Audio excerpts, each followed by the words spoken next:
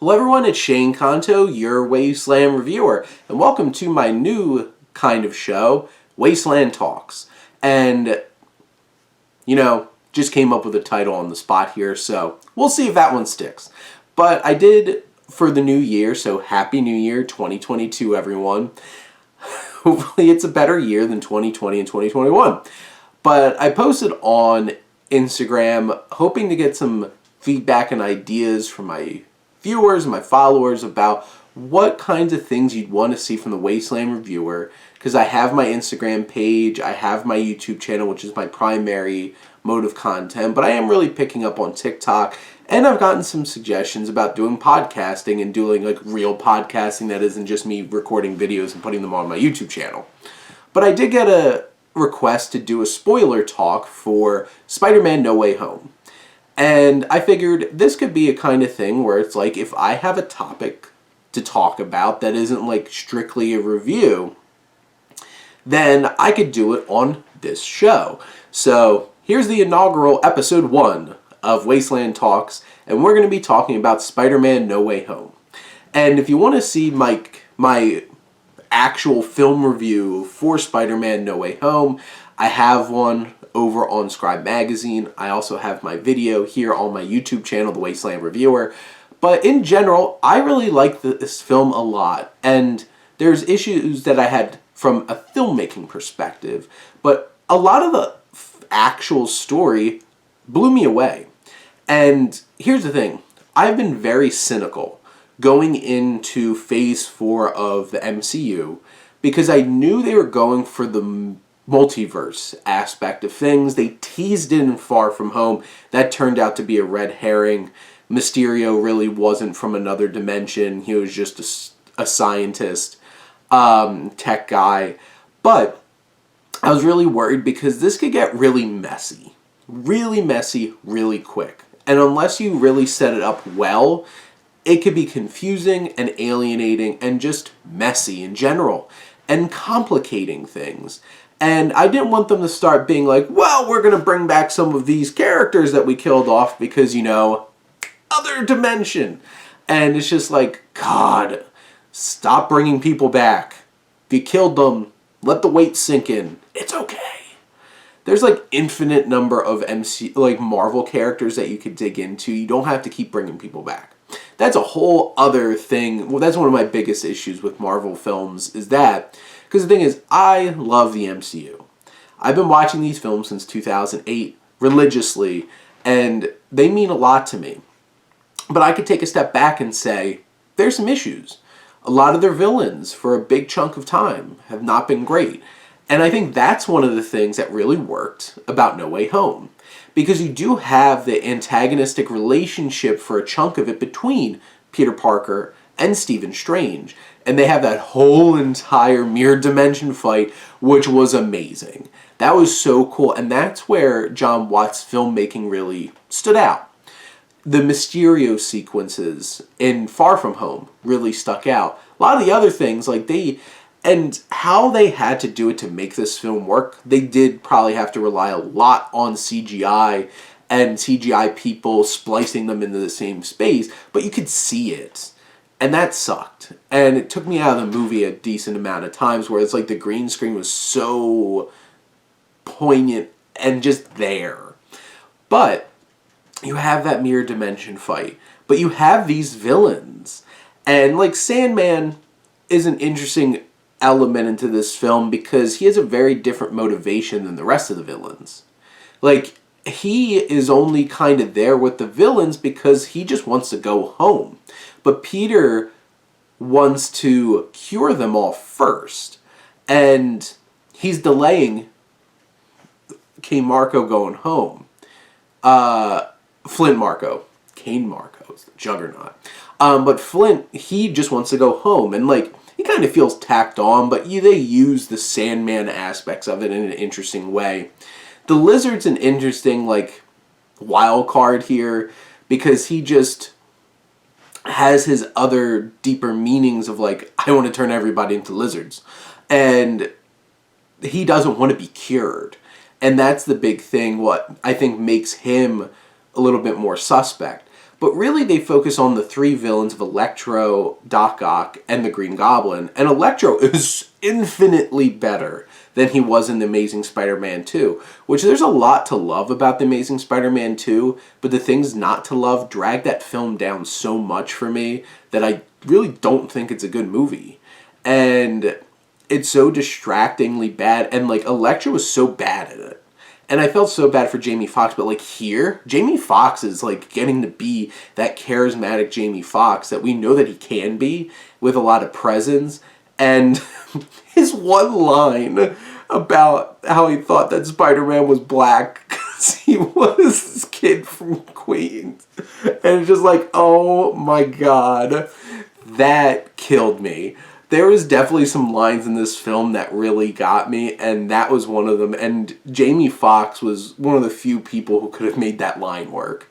And Electro, with his new design, and I remember people beforehand seeing like the nanobot arms for Doc Ock and the arc reactor in Electro being like, oh, they're just making Iron Man things out of everything. But it makes sense. Like, when they go to Happy's apartment and find all of those things left by Tony, it makes so much sense that Electro would want the arc reactor because of the power of it. And that doesn't exist in his universe because there's no Tony Stark who made that arc reactor. And he feels that power, and it makes him a much more intimidating presence. Then you have just Alfred Molina. Amazing. Just Alfred Molina was so great in this film, as always, and his interactions, and it made me happy that they didn't turn things all around and just make him purely evil. It's the actual arm still manipulating him. And when he has an inhibitor chip reconstructed by Peter, he becomes Octavius again, and it made me happy that he showed up in the big final battle and was on their side because it made sense. And Alfred Molina was just great.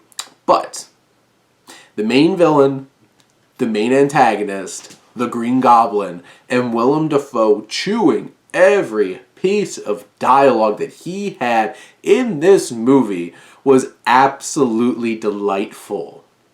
And him just doing it's like everything that he does is going to turn into a meme just because of the internet. But it is sinister. It's intimidating. And the way he kicks the crap out of Peter Parker, and knowing that Willem Dafoe did all those stunts is so awesome. He is such a committed actor, and he is intimidating as hell. And that's what you needed, because so many of the Marvel villains have just been like wet blankets. And like the Green Goblin comes here is a whole different level. And him killing Aunt May, which was devastating because they really haven't done so well by Marissa Tomei's Aunt May, aka Aunt Hottie. Thanks, Tony Stark. But you have this film where she really brings a meaning to what makes Peter different, and which gives him conflict with Doctor Strange is that he wants to help these people because he can, and there's an opportunity to. And how the Green Goblin uses that against him, his morality against him, and makes him lose so much in this film is so great. And, you know, you have that rage-induced battle at the end where Peter was going to kill the Goblin, but other Peter steps in because you have both Tobey Maguire and Andrew Garfield coming back. I have to say, I don't know what like the first 5 lines Andrew Garfield said because I had so many people shrieking in my theater, which was really bothering me. But, you know, I'm just a grump here about theater etiquette and stuff like that. Movie theater etiquette. But, you know, people were excited. So they were excited. I didn't hear the puny god line from the Avengers until like the second time I saw it in theaters because everybody was just cheering after Hulk rampaged Loki, and I didn't hear the line. And like I missed a decent amount of lines towards the beginning of Andrew Garfield popping up. But Andrew Garfield proved in this film that he's a great Spider-Man. And it makes me sad that he didn't get a better shake with his own films. Because him and Gwen Stacy were off the charts, amazing in those films. amazing. But everything around them just didn't work as well. And this showed his energy versus Tom Holland's energy, and then you had Tobey Maguire, who was like the more subtle, and like it was so interesting because I grew up watching the first three Spider-Man films. You see a very different Peter Parker in Tobey Maguire versus the other two, and you feel that here. He's a lot subtler, he's a lot more reserved. Like, he'll make off comments, but like not laughing around while doing it. Like, he'll just throw a quick comment in there. And I thought that he brought a level of maturity to the film that I really appreciated. But the one who really got the shine was Andrew Garfield. And when he saved MJ, that was heartbreaking. Heartbreaking. Like, looking at Andrew Garfield showing, like, because Andrew Garfield is one of the best actors out there. And I don't think he gets enough credit. And I really hope he gets nominated for Best Actor for Tick, Tick, Boom. Because he shows that emotion of that processing of him being redeemed because he couldn't save Gwen. And that made, this film made Amazing Spider-Man 2 even better. Those parts that were great, even better. And even improved upon some of the parts that weren't great, like Electro. But it's so emotional and resonant, that interaction between Zendaya and Andrew Garfield in that moment, and just getting to see them all team up was such a wonderful experience. And how the narrative is set up makes sense. Why these characters are coming, whether the logic of like why Stephen Strange would risk such a thing for Peter when he probably could have just made a better recommendation to Peter of like, maybe let's think of some, like, everybody forgets Mysterio. But the thing is, it's like, something like that would have probably made more sense. You know, I've seen memes on the internet about it, because I'm an expert now. Because that's the internet. But once that was decided and that's the direction this was going, it all made sense. And like the little hints at the other people trying to come in, like, I saw the original Rhino dude in a suit. I saw Craven. I think those are the only two that I really caught in the theater. That's going to be a pause moment for a lot of people when they're watching that later on streaming or on physical media. But how they resolved this issue was emotional and impactful and had stakes. And the fact that Peter is letting MJ and Ned move on without him, that hit so hard.